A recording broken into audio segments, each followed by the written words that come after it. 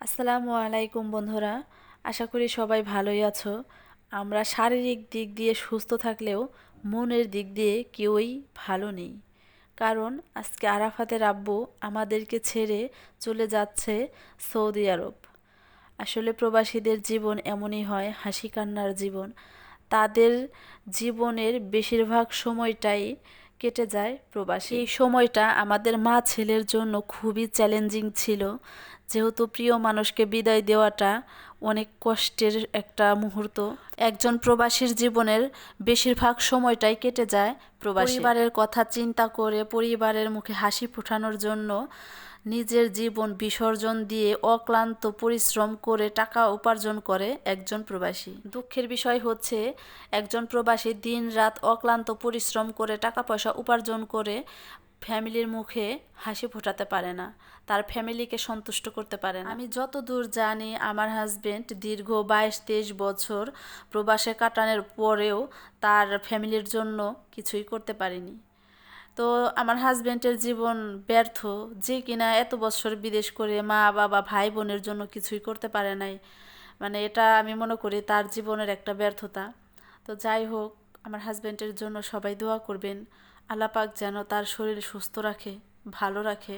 এরকমও কিছু লোক আছে যারা কিনা বলে যে প্রবাসীদের সাথে বিয়ে হলে নাকি অনেক গহনা পরা যায়, টাকা পয়সা হাতানো যায়, নিজের ইচ্ছা অনুযায়ী খরচ করা যায়। আসলে কি এটা ঠিক? মানুষ এসব কথা বলে, বুঝে বলে না, না বুঝে বলে আমি জানি না, একমাত্র আল্লাহ পাকই বলতে পারবে। তো এরকম অনেক লোকজন আছে যারা বলে যে হ্যাঁ, তোমাদের ব্যাংক ব্যালেন্স আছে, সুখে আসাও, গহনা পরো, এই করো সেই করো, নিজে হাতে এত টাকা পয়সা হাতাও। আচ্ছা, এইসব মানুষ এই যে মানে প্রবাসীদের বউদের যে সুখ দেখে, দুঃখটা দেখে না। এই যে তাদের হাজবেন্ডকে ছাড়া বছরের পর বছর কাটাতে হয়, হাজবেন্ড থাকে এক দেশে, তার ওয়াইফ থাকে আর এক দেশে। তো আল্লাহ পাক যদি হায়াতে বাঁচিয়ে রাখে, তারপর যদি তাদের দেখা হয়, বছরের পর বছর বুকে পাথর বেঁধে থাকতে হয়। ইচ্ছে করলে হাজবেন্ডকে দেখা যায় না, ইচ্ছে করলে হাজবেন্ডকে ছোঁয়া যায় না, ইচ্ছে করলে তাকে ভাত বেড়ে খাওয়ানো যায় না। তো এই সব কষ্টগুলো মানুষ কমই বোঝে। তারপর আসুন একজন প্রবাসীর সন্তানের কথায়। একজন প্রবাসীর সন্তান কিন্তু তার বাবার আদর সোহাগ ছাড়াই বড় হয়। একটা সন্তান যখন জন্ম নেয়, সাধারণত তার বাবা অথবা আপনজন থাকলে তাদের কোলে ওঠে। আমার ছেলে কিন্তু জন্মের সময় তার বাবার কোলে উঠতে পারেনি। তার জন্মের দীর্ঘ 1.5-2 বছর পর তার বাবার কোলে উঠেছে, তাও মাত্র 2-3 মাসের জন্য। একজন প্রবাসীর সন্তান ছোটবেলা থেকেই অবহেলিত, লাঞ্ছিতভাবে বড় হতে থাকে, কিন্তু মায়ের যথাসম্ভব চেষ্টায় ভালো রাখার চেষ্টা করে। কারণ নিজের সন্তান তো আর ফেলে দেওয়া যায় না। ফ্যামিলির অন্য লোকজন একটা কথা বলতে পারে, কিন্তু মা যে নাকি জন্ম দিয়েছে সে তো আর কিছু বলতে পারে না। তো আমার সন্তানটা আলহামদুলিল্লাহ ভালো মতোই বড় হয়েছে। তো আমি পিছনের কথা আর মনে করতে চাই না, আমার পিছনের কথা মনে হলে অনেক খারাপ লাগে। তো যাই হোক, এই যে আমার হাজবেন্ড সব কিছু গুছিয়ে নিয়েছে, এখন আর যাওয়ার পালা।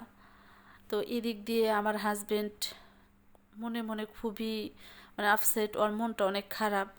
আসলে পুরুষ মানুষ তো কান্না করতে পারে না। আপনাদের দোয়ায়, আল্লাহর রহমতে আমার হাজবেন্ডের ওপর অনেক বড় দায়িত্ব। সে ফ্যামিলির ছোট ছেলে, কিন্তু দায়িত্ব অনেক বড়। তো আমি আল্লাহর দরবারে লাখ লাখ শুকরিয়া।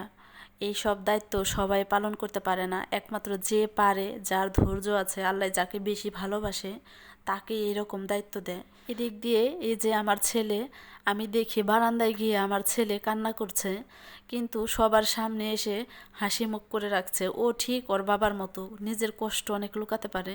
ওর আব্বু চলে যাওয়ার পর আরাফাত একদমই নীরব হয়ে গেছে। সারাদিনে ওর আব্বুর সাথে অনেক হুলস্থুল করতো, মানে মারামারি, কাটাকাটি, সবসময় মানে দুই বাবা ছেলে একদম বাড়িটা মাথায় করে রাখতো। তো ওর আব্বু যাওয়ার পরে আরাফাত একদমই মানে নীরব টাইপের হয়ে গেছে। সারা দিনে একটা কি দুইটা কথা বলে, প্রয়োজন ছাড়া কথা বলে না। তো এটাই বুঝি ওর ভিতরে থাকা কষ্ট। আচ্ছা, একটা কথা খুব জানতে ইচ্ছে করে, এটা আমার আল্লাহর কাছেও প্রশ্ন, যে একটা বাড়ি এতগুলো মানুষের জায়গা হতে পারে, জায়গা হয়, কিন্তু প্রবাসীর বউ বাচ্চার কেন জায়গা হয় না? তাদের থাকার জায়গা হয় না, তাদের বসার জায়গা হয় না। যাই হোক, আল্লাহ পাকের কাছে আমি সব সময় চেয়েছিলাম যে আল্লাহ তুমি আমাকে একটা ঘর দেওয়ার তৌফিক দিও, সেটা টিনের ঘরই হোক আর কাগজ দিয়েই হোক। তো আল্লাহ পাক যা চেয়েছি তার চাইতে বেশি দিয়েছে, আলহামদুলিল্লাহ। আল্লাহর দরবারে লাখ লাখ শুক্রিয়া। তো আল্লাহ পাক যে পরিমাণে আমাকে খুশি করেছে, সন্তুষ্ট করেছে, আমি তার বান্দা হয়ে তাকে আমি খুশি করতে পারিনি। তো এই যে আমার হাজবেন্ড চলে যাচ্ছে, আল্লাহ পাক যদি তাকে নেক হায়াত দান করে, যদি সে বেঁচে থাকে, তাহলে আবার দীর্ঘ 2 থেকে 3 বছর পর দেখা হবে।